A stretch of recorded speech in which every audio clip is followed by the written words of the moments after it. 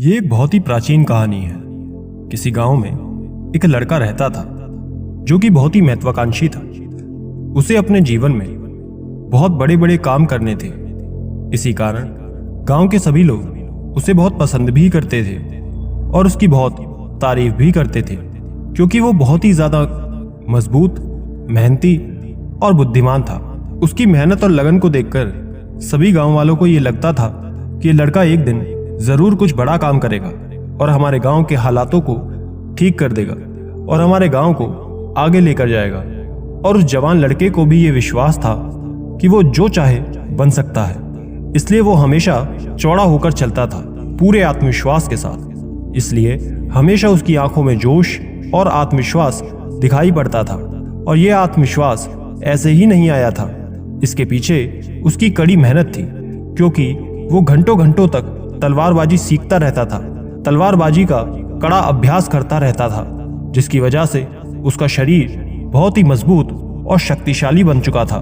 ऐसे ही जब कई बार वो तलवारबाजी करके लौट रहा होता था तो रास्ते में कई सारी लड़कियां उसे देखकर मुस्कुराती थी और बदले में वो भी उन्हें देखकर मुस्कुरा देता था।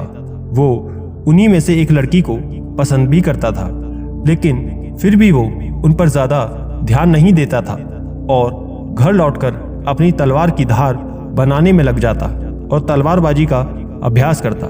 ऐसे ही वो रात में कई बार ऐसे काम करता जो उसे और अच्छा तलवारबाज बनने में मदद करते थे। यही उसका नियम बन चुका था। ऐसे ही एक रात वो लालटेन जला अपनी तलवार की धार को तेज कर रहा था, तभी उसे पीछे से एक धीमी आवाज सुनाई देती है। ये आवाज उसका नाम पुकार रही थी। लड़का जैसे ही आवाज सुनता है वो तुरंत तलवार लेकर खड़ा हो जाता है हमला करने के लिए। लेकिन जैसे ही वो पीछे मुड़ता है तो देखता है कि वहां पर कोई इंसान नहीं है, बल्कि सफेद और लाल रंग की कोई चीज हवा में उड़ रही है। ये सफेद और लाल रंग की उड़ने वाली चीज आत्मा होती है, जिसे आप भूत भी कह सकते हैं। यह आत्मा बड़ी ही विचित्र थी, क्योंकि वो ना तो स्त्री जैसी दिख रही थी और ना ही पुरुष जैसा, ना ही वो खुश थी और ना ही उदास। बस ये एक अजीब से हाव भाव के साथ हवा में उड़ रही थी और उड़ते उड़ते बोलती है कि मैं दिखने वाली आत्मा हूं। उस लड़के को ये बात कुछ समझ नहीं आती, लेकिन वो डरता भी नहीं है और तलवार उठाकर पूछता है कि तुम कौन हो और तुम्हें क्या चाहिए। आत्मा कहती है, मुझे कुछ नहीं चाहिए, मैं तुम्हें बस अपनी ताकत दिखाना चाहती हूँ। मैं दिखाने वाली आत्मा हूँ, मैं तुम्हें वो सब कुछ दिखा सकती हूँ जो तुम देखना चाहते हो। आत्मा की ये बात सुनकर लड़के को ये सब देखकर थोड़ा आश्चर्य हो जाता है, लेकिन क्योंकि वो बहुत ही अजीब घटना घट रही थी, इसलिए उससे उत्साहित होकर कहा कि क्या तुम मुझे कुछ भी दिखा सकती हो? ठीक है, तुम मुझे इस दुनिया की सबसे महंगी तलवार दिखाओ जो सोने और हीरे जवाहरातों से बनी हो। ये सुनते ही वो आत्मा फूंक मारकर एक बादल बनाती है, जिसमें वो उसे एक तलवार को दिखाने लगती है जो कि पूरी तरह सोने से बनी हुई थी। उस पर हीरे जवाहरात जड़े हुए थे और उस तलवार को लेकर एक योद्धा तलवारबाजी भी कर रहा था। ये दृश्य थोड़ी देर तक वो देखता रहता है और फिर ये दृश्य गायब हो जाता है। लेकिन ये सब देखकर वो लड़का बहुत खुश हो जाता है और सोचता है कि ये तो सच में बहुत मजेदार है और काम की आत्मा है। उसके दिमाग में एक और विचार आता है जो कि किसी नौजवान लड़के के दिमाग में आमतौर पर आता है, और वो बोलता है कि अब तो मुझे दुनिया की सबसे खूबसूरत लड़की दिखाओ। वो जैसे ही ये बोलता है उसके सामने फिर से एक बादल बन जाता है और उस बादल के अंदर एक खूबसूरत लड़की प्रकट हो जाती है। इतनी खूबसूरत लड़की जिसे उसने आज तक केवल अपने सपने में ही देखा होगा। उस लड़की के लंबे काले बाल होते हैं, बड़ी और नीली गहरी आंखें होती हैं, सुंदर सा चेहरा और बड़ा ही आकर्षक सा शरीर होता है, जिसे देखकर वो जवान लड़का एकदम हैरान रह जाता है। उसकी आंखें फटी की फटी रह जाती हैं। वो कुछ देर तक उस लड़की को एकटूक नजर से देखता रहता है और तभी उसकी आंखों के सामने से वो बादल हट जाता है, जिससे उस लड़के को बहुत बुरा लगता है। थोड़ी देर बाद वो लड़का अपने होश में वापस आता है और उस आत्मा से कहता है कि तुम अब एक काम करो, इस दुनिया का सबसे ताकतवर योद्धा मुझे दिखाओ। ये सुन आत्मा फिर एक बादल बनाती है, जिसमें एक बहुत ही लंबे चौड़े ताकतवर योद्धा की तस्वीर बनती है। ये योद्धा इतना शक्तिशाली था कि एक एक करके सभी दूसरे योद्धाओं को मार रहा था। उस ताकतवर योद्धा की तलवारबाजी देख वो लड़का बहुत प्रभावित होता है और मन ही मन सोचता है कि एक दिन मैं भी इसके जैसा योद्धा बनूंगा। अब ये सब चीज देखने के बाद वो लड़का उस आत्मा से कहता है कि अब बहुत हुआ, मैंने आज बहुत सारी चीजें देख ली, अब तुम यहां से जा सकती हो। ये कहकर वो वापस अपनी तलवार की धार को तेज करने में लग जाता है और अपने काम में व्यस्त हो जाता है। वो आत्मा लड़के को जवाब देते हुए बोलती है कि ठीक है, अगर तुम्हें अभी कुछ और नहीं देखना तो मैं अभी के लिए तुम्हारे घर से जा रही हूँ, लेकिन कभी अगर तुम्हारा मन करे कुछ देखने का तो तुम अपने घर के पीछे वाले जंगल में आ जाना, मैं तुम्हें वो सब चीजें दिखा दूंगी जो तुम देखना चाहोगे। आत्मा की इस बात पर वो लड़का कुछ खास ध्यान नहीं देता और अपनी तलवार को तेज करने में लगा रहता है। अब जैसे जैसे हफ्ते गुजरते हैं, बीच बीच में उस लड़के को उन सभी चीजों की याद आती है जो उसे उस आत्मा ने दिखाए थे। इसलिए कई बार वो लड़का अपने घर के पीछे वाले जंगल में जाता, उस आत्मा के द्वारा वो सब देखता और फिर वापस आ जाता। लेकिन एक दिन तलवारबाजी के बाद वो लड़का थक कर लेटा हुआ होता है तो सोचता है कि चलो आज मैं देख ही लेता हूँ, और तब वो उस आत्मा के पास जाता है और अपनी तरह तरह की इच्छाओं को बताना शुरू कर देता है। वो कभी दुनिया की सबसे खूबसूरत जगहों को देखता तो कभी अलग अलग मौसम को देखता, उसके कुछ दोस्त जो उसके साथ नहीं हैं उनको देखता, और कई बार अलग अलग खूबसूरत लड़कियों को देखता। अलग अलग चीजों में इस तरह से हफ्ते महीने बीत जाते हैं और उस लड़के में अब कुछ बदलाव आने लगते हैं। जहां वो लड़का घंटों घंटों तलवारबाजी का अभ्यास किया करता था, अब वो समय से पहले ही घर आ जाता। कुछ समय बाद उसने उस आत्मा को भी घर बुला लिया था, जिसके बाद वो जब चाहे और जितना चाहे चीजों को देख सकता था। पहले ये चीजें 1 घंटे के लिए शुरू हुई, फिर धीरे धीरे वो लड़का इतना आराम पसंद हो गया कि वो चीजें 2 घंटे पहले होने लगी, फिर 3 घंटे। वो कई बार जल्दी घर आकर आत्मा से बोलता कि मुझे वो दिखाओ कि अच्छे योद्धा कैसे लड़ते हैं, और फिर धीरे धीरे ये उसकी आदत बन गई। वो रोज अलग अलग योद्धाओं को लड़ते हुए देखता, उनकी लड़ाई का आनंद उठाता और सोचता कि काश मैं भी ऐसा बनूं। उसमें ऐसे ही धीरे धीरे बदलाव आने लगे। अब जब वो तलवारबाजी करके घर वापस आता और लड़कियां उसे देख हाथ हिलाती तो वो उनकी तरफ देखता तक नहीं था, उन्हें पूरी तरह इग्नोर कर देता, क्योंकि अब उसने इतनी सुंदर सुंदर लड़कियां देख ली थी कि अब वो सोचता कि काश उसे भी कोई ऐसी लड़की मिले, और जिस दिन उसे ऐसी लड़की मिल जाएगी वो उसी से शादी करेगा और उसी के साथ रहेगा जिसके वो लायक है। कई बार वो आत्मा से लड़ाइयां देखने के लिए कहता जो उस समय दुनिया भर में चल रही थी। वो उनमें से एक को अपना हीरो बना लेता है, उनके लिए चीयर करता, तालियां बजाता, और जब वो हीरो हार जाता तो उसके लिए दुखी भी होता। उसके बाद वो किसी दूसरे को अपना हीरो बना लेता, उसी की लड़ाई को देखता और उसके लिए चीयर करता। उसे ये सब करने में अब बड़ा आनंद आने लगा था। उसे इतना मजा आ रहा था कि उसने अपनी तलवारबाजी के अभ्यास का समय एकदम ना के बराबर कर दिया, और अब तो वो अपने घर पर आकर अपनी तलवार को धार भी कभी कभार ही देता था। और अब तो उसने कुछ महीनों बाद तलवार को तेज करना पूरी तरह से ही छोड़ दिया था। कई साल बीत गए और उसकी तलवार ऐसी की ऐसे ही पड़ी रही, जिसमें धीरे धीरे जंग लगने लगी। लेकिन उसे इन सब से कोई फर्क नहीं पड़ रहा था, क्योंकि वो तो अपने आनंद में था। उसे जब जो चाहे आत्मा के द्वारा देखने को मिल रहा था, जिसे देख उसे खुशी मिलती। और जैसे जैसे समय बीतता गया, ऐसा नहीं था कि उसे सिर्फ मजा ही आ रहा था।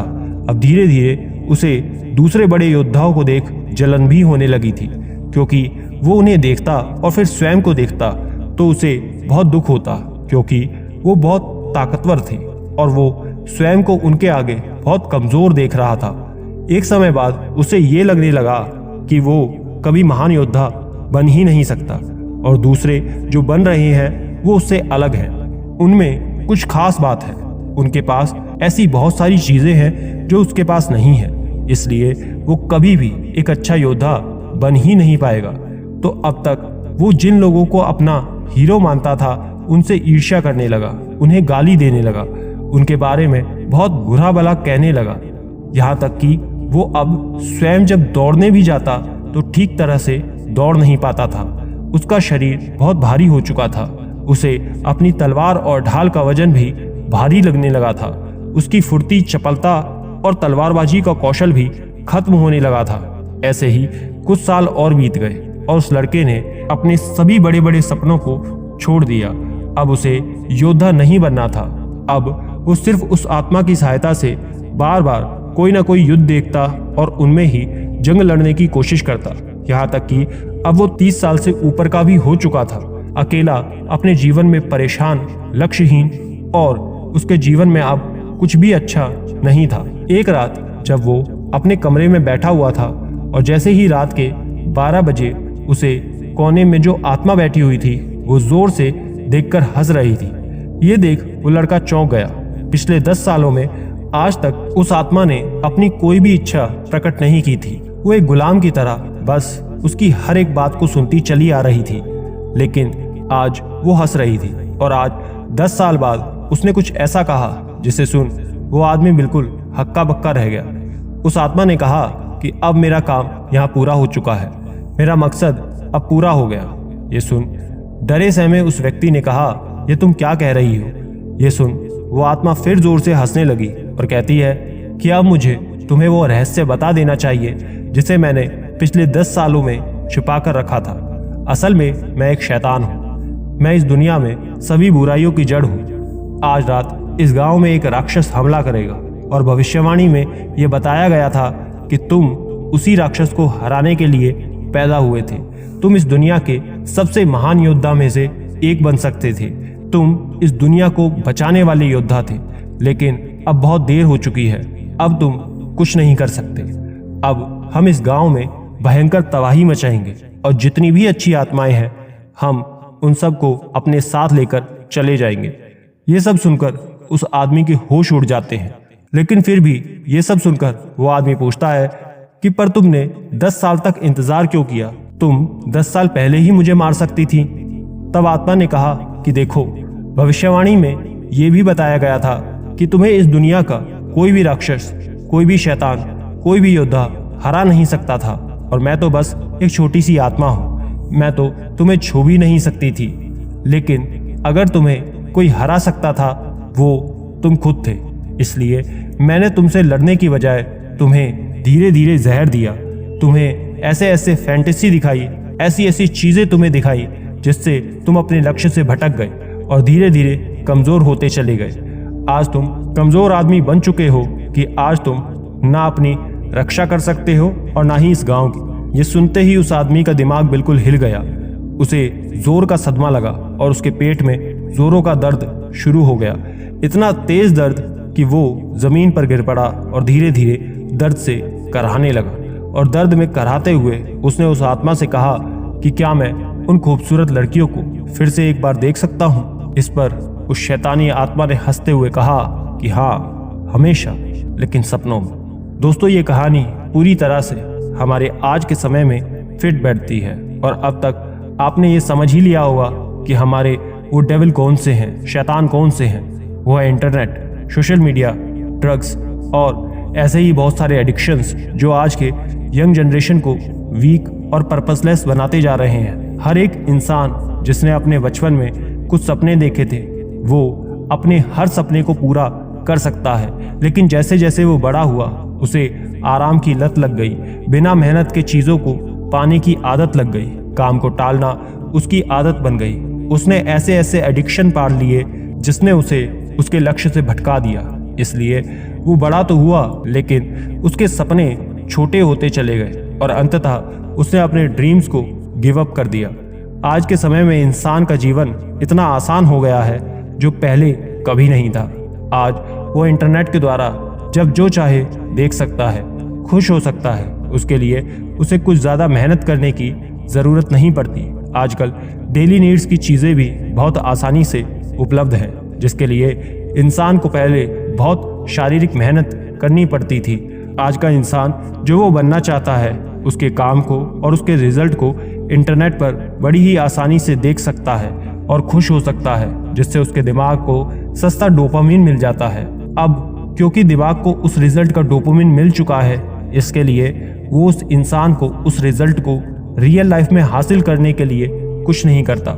इसकी बजाय वो और सस्ते डोपामिन की तलाश में ऐसे इंसान को ऐसे ही और ज़्यादा चैलेंजर्स को इंटरनेट पर देखने और उसके लिए खुशी मनाने के लिए मोटिवेट करता रहता है, जिससे इंसान इस फेक हैप्पीनेस हॉर्मोन्स का आदी हो जाता है और रियल लाइफ में चैलेंजेस को फेस करने से भागने लगता है, जिससे आज का इंसान का टेस्टोस्टेरोन लेवल, मस्कुलिनिटी और टफनेस लगातार नीचे गिर रही है, जिससे वो लगातार वीक और पर्पसलेस होता जा रहा है। इसलिए ये ज़रूरी है कि हम अपनी फेक और वर्चुअल लाइफ से बाहर आकर रियल लाइफ में चैलेंजेस लें और उन्हें पूरा करें। लेकिन इसमें सबसे ज़रूरी चीज़ है फोकस। बिना फोकस के किसी भी चीज़ को हासिल नहीं किया जा सकता। तो ज़रूरी है कि हम तरह तरह के एडिक्शन से अपना ध्यान हटाकर अपने काम पर लगाएं। लेकिन आजकल की दुनिया में इंटरनेट से डिस्ट्रैक्ट हुए बिना रह पाना लगभग असंभव है। इसलिए जितना हो सके खुद को हर तरह के डिस्ट्रैक्शन से दूर रखकर अपने लक्ष्य पर फोकस करने का प्रयास करो, क्योंकि डिस्ट्रैक्शन हमारे सपने को सिर्फ सपना बनाकर छोड़ देता है। आशा करता हूँ ये बात आपको समझ आई होगी। वीडियो को लाइक और चैनल को सब्सक्राइब जरूर करें। ऐसी ही कहानियों के लिए स्क्रीन पर दिखने वाली वीडियोस को एक बार जरूर देखें। नमो बुद्धाय।